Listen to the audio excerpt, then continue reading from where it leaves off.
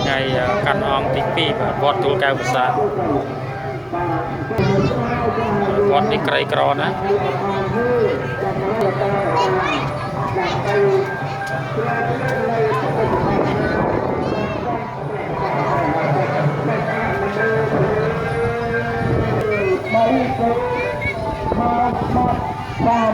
ទស្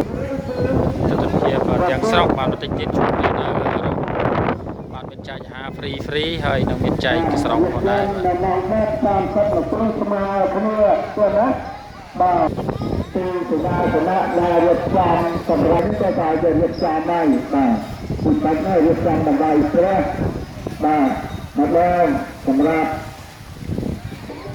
បាទហើយបន្តទៀតខ្លះក៏